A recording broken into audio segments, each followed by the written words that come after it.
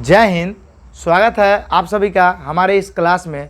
और देखिए आज जीके जीएस का जो हम आपको बताए थे, जैसा कि हम आपको एक्ट पढ़ाएंगे और आप लोगों ने कमेंट किया कि सर एक्ट को पहले पढ़ा दीजिए। तो देखिए एक्ट एक ऐसा चीज़ है जो आपको बहुत उलझा हुआ फील होता है और जो आदमी कभी नहीं पढ़े वो चाहते भी कि कभी नहीं ये पढ़े, समझे। लेकिन दरोगा का सबसे अच्छा नियम ये रहा है कि जो आपको टफ लगता है वहीं से ये क्वेश्चन एराइज करता है, तो आपको पढ़ना पड़ेगा, है कि नहीं। लेकिन आज से आप हम पे थोड़ा सा ट्रस्ट रखिए और विश्वास रखिए कि इस वीडियो के बाद आपको ऐसा कभी फील नहीं होगा कि हमको एक्ट नहीं आया ना समझ में आया, समझे। क्योंकि हम आपको एक्ट ऐसा बता देंगे, कोशिश करेंगे, हम आपको अथक प्रयास करेंगे कि आपको पूरा का पूरा समझ में आ जाए, समझे। तो आप बस कंटिन्यू वीडियो पर बने रहिए और देखिए, और हम आपको एक्ट को समझाने का अच्छे तरीक़ा से काम करेंगे और कुछ चीज़ों को समझाएंगे। और आप देखने के बाद ये ज़रूर बताइएगा कि आपको कितना समझ में आया और आपको क्लास कैसा लगा। तो देखिए हम बात जो करेंगे, आप जानते हैं बिहार दरोगा क्लास है और उसके बाद देखिए हम आपका स्टैटिक से शुरुआत किए थे और उसके बाद कुछ क्लास भी हम आपको कराने लगे हैं। तो आपको क्लास हम जो करा रहे हैं वो आपको कैसा लग रहा है ये भी ज़रूर बताइएगा, क्योंकि ट्रिक पे बताना और स्टैटिक बताना वो अलग की बात है और क्लास कराना ये थोड़ा अलग है। तो आप ये भी बताइए कि क्लास आपको हम कैसा करा रहे हैं, प्लीज़ ये ज़रूर बताइएगा। चलिए अब हम देखते हैं, थोड़ा सा कुछ बातों को समझिए।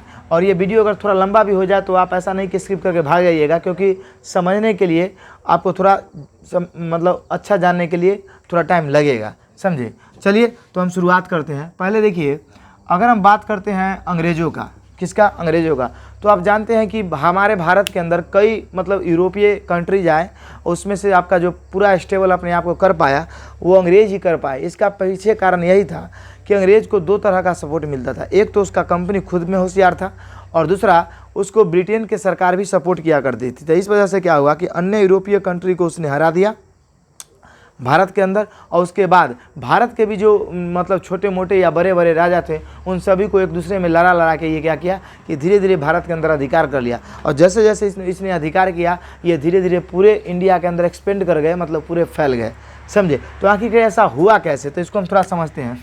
देखिए ये हमारा जो है ये आप जानते हैं क्या है, देखिए थोड़ा समझते हैं हम। देखिए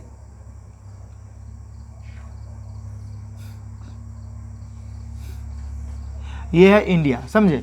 अगर हम इंडिया की बात कर लेते हैं तो आप जानते हैं कि ये इंडिया में एक देखिए क्या हुआ था आपका, देखिए इधर से आपका जितना भी था ये जो कंट्री था इधर से ये लोग व्यापार करने के लिए आते थे और यहाँ से व्यापार करने के सबको ये आए और इस तरह से ये साउथ स्टेट में ये लोग सबसे पहले बसे और इस तरह से इन लोगों ने अपना कोठी खोला और इस तरह से इसका विकास हुआ। लेकिन हम आपको बताते हैं कि अंग्रेज़ जब तक कि इस एरिया में रहे, दक्षिण और साउथ एरिया में, साउथ एरिया में या पश्चिम एरिया में, तो इधर ये लोग व्यापार ही करते रहे, समझे। लेकिन धीरे धीरे क्या हुआ कि ये लोग यहाँ से यहाँ तक पहुँच गए। कहाँ पहुँच गए, बंगाल। कहाँ पहुँच गए ये लोग, बंगाल। और जब ये लोग बंगाल पहुँच गया ईस्ट इंडिया कंपनी, तो बंगाल पहुँचने के बाद जानते हैं ये लोग बंगाल को देखा कि पूरे भारत के अंदर सबसे समृद्धशाली जो एरिया है वो है बंगाल। अगर बंगाल को हम अपने मुट्ठी में ले लेते हैं तो भारत के किसी व्यक्ति को अगर हट को ही हम पकड़ के निकालेंगे तो आदमी मर जाएगा, समझे। उसी तरह से उस समय में बंगाल था, क्योंकि बंगाल उस समय का सबसे समृद्धशाली एरिया था। तो इन लोगों ने सबसे पहले बंगाल को टारगेट किया और बंगाल को टारगेट इसने तब किया जब उस समय बंगाल का नवाब हुआ करते थे सिराज उदौला। कौन हुआ करते थे, बंगाल का जो नवाब थे वो कौन थे आपके, सिराज उदौला थे। कौन थे सर, सिराज उदौला। तो सिराज उदौला के समय में इन लोगों ने क्या किया कि एक बैटल लड़ा, एक युद्ध किया और इस युद्ध को हम जानते हैं पलासी के युद्ध के नाम से जानते हैं। क्या जानते हैं, पलासी के बैटल के नाम से जानते हैं। और जब ये युद्ध हुआ तो ये युद्ध हुआ आपका 23 जून 1757 ईस्वी में हुआ और ये युद्ध आपका अंग्रेज एवं सिराज उदौला के बीच हुआ। और इस युद्ध में हुआ ये कि आपका सिराज उदौला का हार हो गया और ब्रिटिश ईस्ट इंडिया कंपनी इस युद्ध में जीत गई। और जब ये जीता तो जीतने के बाद बंगाल के ऊपर इसने पहला बार अधिकार कर लिया। तो इस तरह इसने सबसे पहले जो जीता था क्षेत्र को वो था बंगाल, और सबसे पहले भी शासन करने का काम जो किया वो कहाँ से किया, बंगाल से, क्योंकि जहाँ से आप जीतिएगा वहीं से ना शासन कीजिएगा, समझे। तो इस तरह से इन लोगों ने क्या किया कि बंगाल में अपने आप को स्टेबल कर लिया। अब हम इसके कुछ पीछे आते हैं। देखिए अगर हम ब्रिटिश ईस्ट इंडिया कंपनी की बात करते हैं तो समझिए इसका ईस्ट इंडिया कंपनी का स्थापना आपका हुआ था 1600 ईस्वी में।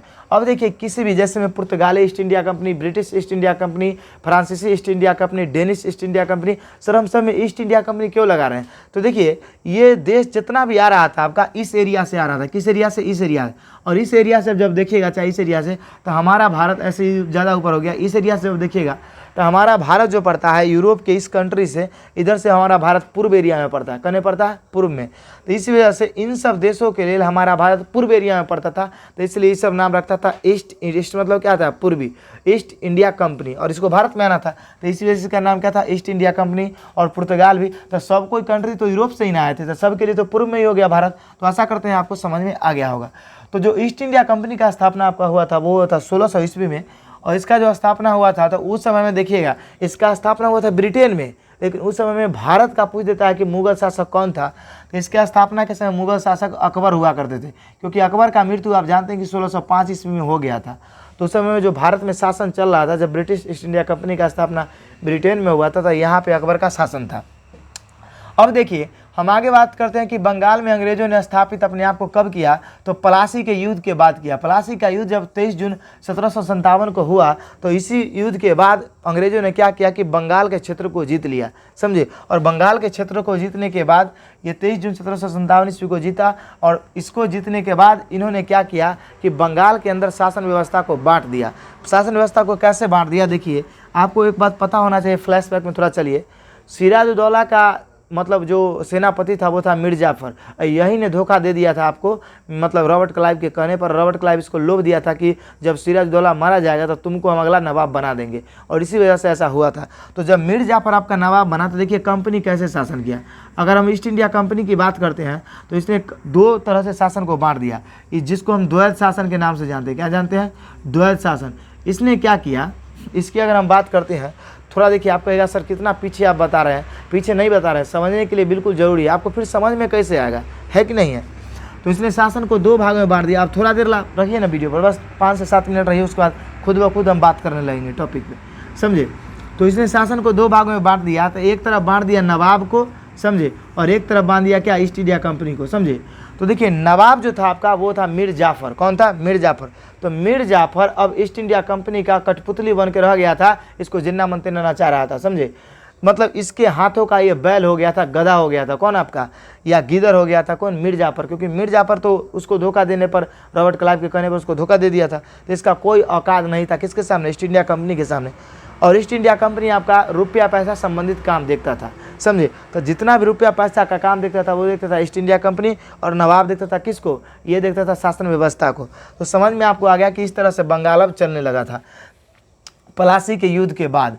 तो युद्ध के बाद आपका बंगाल का गवर्नर का पद आया, समझे। इसी के बाद आपका जब देखिए ईस्ट इंडिया कंपनी भी शासन करने लगा, तो ईस्ट इंडिया कंपनी के अंदर ही एक पद का सृजन किया गया। क्या किया गया? ईस्ट इंडिया कंपनी मतलब अंग्रेजों ने एक पद का सृजन किया, जिसको हम बोलते हैं गवर्नर का पद। क्या बोलते हैं? गवर्नर का पद। और इस तरह से जो पद उभर के आया उसको हम बोलते हैं गवर्नर। और जो गवर्नर के पद पर बैठे, देखिए बंगाल के जो गवर्नर बने थे आपके पहले नंबर के, वो बने थे रॉबर्ट क्लाइव। कौन बने थे आपके? Robert Clive. सर याद रखिएगा, बंगाल के पहले गवर्नर कौन बने थे आपके? Robert Clive. और इसके बाद भी आपके कई गवर्नर हुए जो आपको पता नहीं है, समझे। हम आपको लिख देते हैं, यहाँ पे ध्यान रखिएगा। सबसे पहला जो बंगाल का गवर्नर था वो था रॉबर्ट क्लाइव। कौन था? Robert Clive. इसके बाद आया आपके बेंसी टाड। कौन है आपका? बेंसी टाड, समझे। उसके बाद देखिए बेंसी टाड के समय में ही आपका बक्सर का युद्ध हुआ था 1764 ईस्वी में। ये क्वेश्चन पूछता है, आपको पता नहीं होगा तो ये लिख लीजिएगा, समझे। बेंसी टाड। और बेंसी टाड की बात करते हैं तो वो था वरेलास्ट। कौन था आपका? वरेलास्ट। और वरेलास्ट की बात करते हैं तो इसके समय में आपका प्रथम आंग्ल मैसूर युद्ध लड़ा गया था, समझे। सबके बारे में बताते हैं। अब ये तो लिखना संभव है नहीं, तो आप अपना कॉपी कलम लेके बैठे। क्लास का मतलब होता है कुछ एक्स्ट्रा बताना। यहाँ स्टेटिक करंट अफेयर्स तो रहेगी, लिखा हुआ है सर, कर लीजिए, आगे समझिए। उसके बाद जो आपका आया था वो आया था कार्टियर। कौन आया था आपका? कार्टियर। कार्टियर के बाद हमारे आए थे कौन आपका? Warren Hastings. कौन आया था?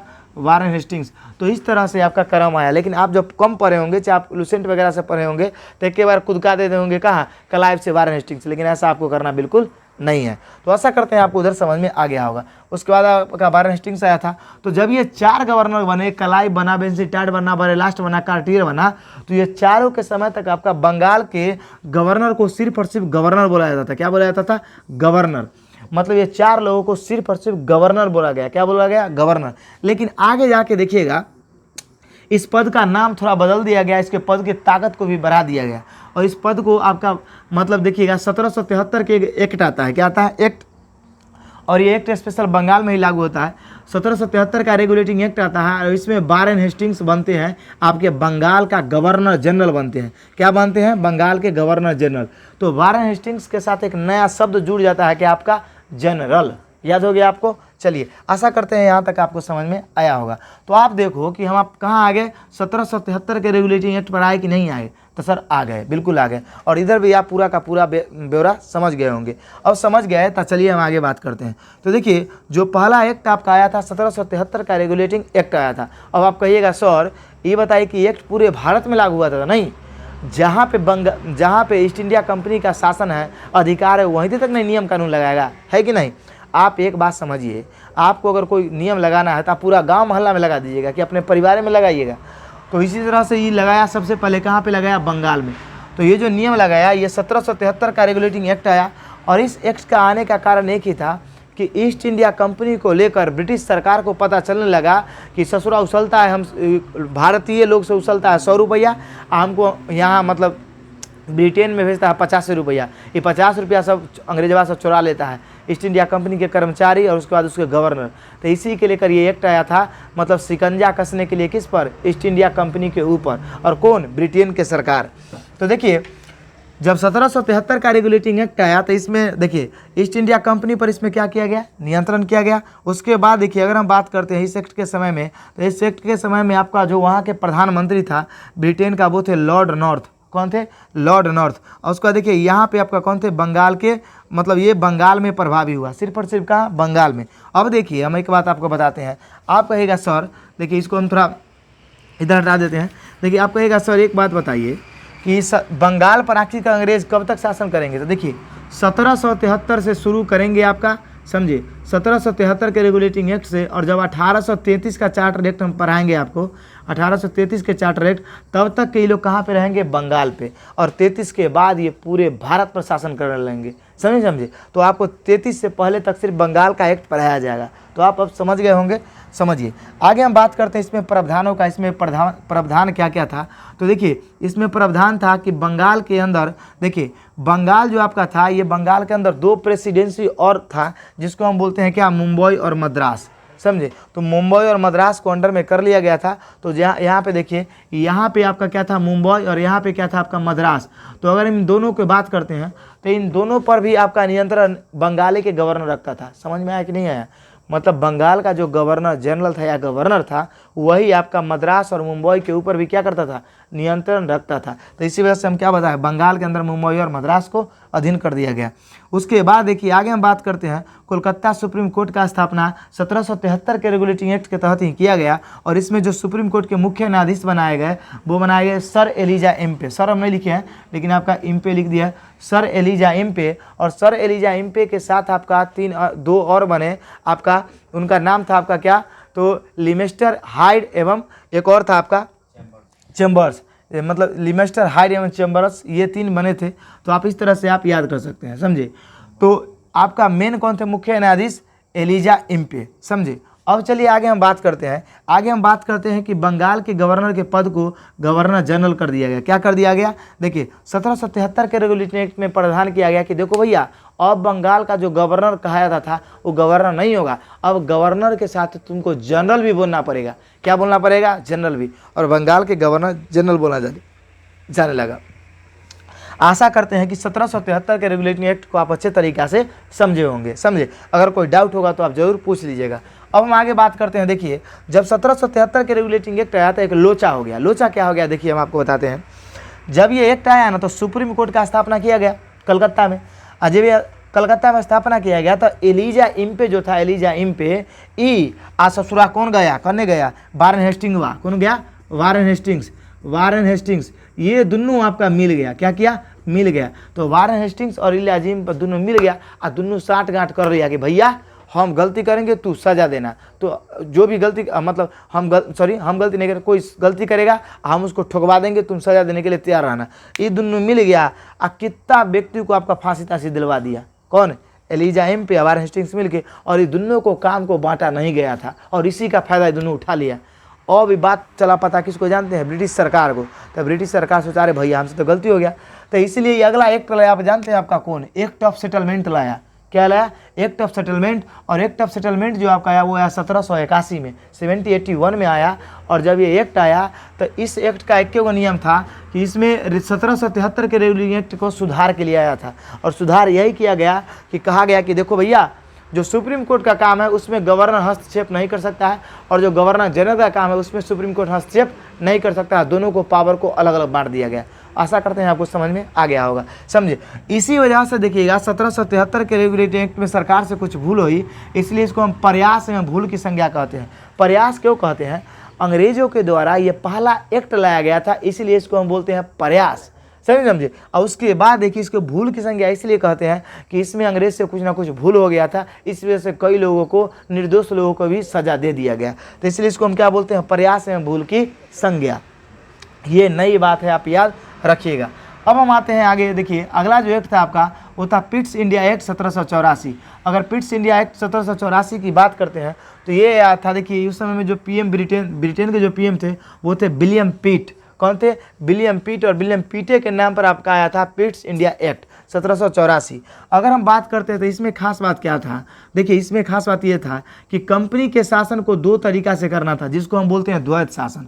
क्या बोलते हैं आपका, द्वैध शासन, समझे। तो द्वैध शासन बोलते हैं, तो देखिए अब आपका कोई भी इसके ऊपर नवाब का दबाव नहीं था, क्योंकि नवाब अब हट गए थे, अब खुद का कंपनी पूरे बंगाल पे शासन करने लगा था। तो कंपनी शासन को दो विभाग में बांट लिया था। देखिए कैसे, एक जो था आपका, एक था बोर्ड ऑफ डायरेक्टर। कौन था आपका, बोर्ड ऑफ डायरेक्टर। तो बोर्ड ऑफ डायरेक्टर जो था ये आपका देखता था व्यापार विभाग को। किसको देखता था, व्यापार विभाग को, मतलब किसको देखता था, आपका व्यापार एवं वाणिज्य विभाग को देखता था बोर्ड ऑफ डायरेक्टर।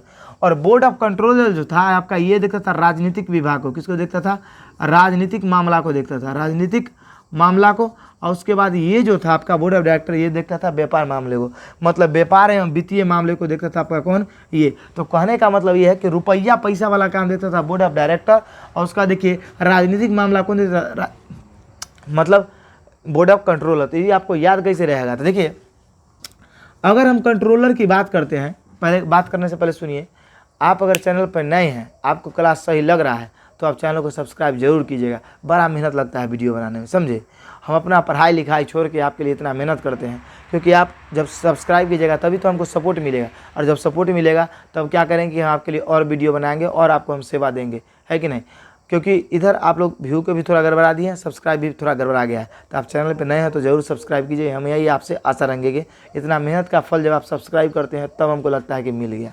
चलिए, तो बोर्ड ऑफ डायरेक्टर की बात करते हैं तो ये व्यापार को देखता था और ये राजनीतिक मामला को। ये आप भूल जाइएगा तो इसका ट्रिक देखिए, राजनीतिक को हम सिविक्स भी बोलते हैं। क्या बोलते हैं, सिविक्स या पॉलिटी, मतलब क्या होता है, राजनीतिक शास्त्र। सी से आपका क्या हो जाएगा, बोर्ड ऑफ कंट्रोलर, सी। अब देखिए बोर्ड ऑफ डायरेक्टर की बात करते हैं, अगर पूछ देगा दोनों का स्थापना कब कब हुआ, तो बोर्ड ऑफ डायरेक्टर आप कहिएगा सॉरी तो 1784 में है, तो उसी समय में हुआ ना, गलत बात।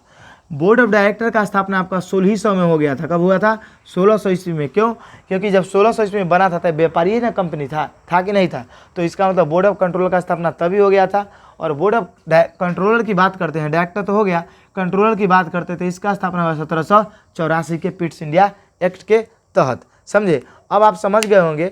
अब देखिए इस एक्ट का एक और प्रावधान था कि 1784 का जब पिट्स इंडिया एक्ट आया तो इसके तहत क्या किया गया, इसके तहत किया ये गया कि कहा गया कि देखो भैया जो वारेन हेस्टिंग्स है वो बहुत गलती काम कर दिया है, समझे। क्योंकि वारेन हेस्टिंग्स के आने की वजह से इतना नियम ससुराल लगा दिया था जिसकी वजह से पूरा बंगाल में त्राहिमाम मच गया था, है कि नहीं। पूरा बंगाल आपका करोड़ों आदमी भूखमरी की वजह से वारेन हेस्टिंग्स के वजह से मारा गया था, समझे, उसके गलती के कारण। तो वारेन हेस्टिंग्स पर जानते हैं पहली बार क्या किया गया, वारेन हेस्टिंग्स पर एक यही मतलब पिट्स इंडिया एक्ट के तहत आपका वर्क द्वारा, कौन था, एक वर्क कंपनी था, इसके द्वारा आपका महाभियोग लगाया गया। क्या लगाया गया, महाभियोग। और यह महाभियोग किस पर लगाया गया, तो ये महाभियोग आपका लगा किस पर, तो वारेन हेस्टिंग्स पर, वर्क के द्वारा। तो आशा करते हैं कि आपको यहाँ तक समझ में आया होगा। आप इसका स्क्रीनशॉट लीजिए, आगे कुछ बात करते हैं। इसका स्क्रीनशॉट आप ले लीजिए। आशा करते हैं कि आपके स्क्रीनशॉट इसका ले लिए होंगे। देखिए आपका ये रेगुलेटिंग मतलब जो एक्ट था आपका शुरुआत था, इस वजह से हम आपको कुछ बेसिक चीज़ों को समझाए। देखिए हम आपको जैसा बताया कि किसी भी सिनेमा को देखने से पहले कास्टिंग देखना ज़रूरी होता है, तो वही आपका शुरुआत में कुछ कास्टिंग बताया जिससे कि सिनेमा का रोल समझ में आएगा, है कि नहीं। तो आपको पूरा का पूरा समझ में आ गया होगा, हम यही आशा करते हैं। आपको ये क्लास कैसा लगा ये कमेंट करके आप ज़रूर बताइएगा, और 2 वीडियो और इसका आएगा और उसके बाद हम पूरा एक्ट को कंप्लीट कर देंगे। तो चलिए तब तक के लिए जय हिंद, जय भारत। मिलेंगे हम आपसे नेक्स्ट वीडियो में।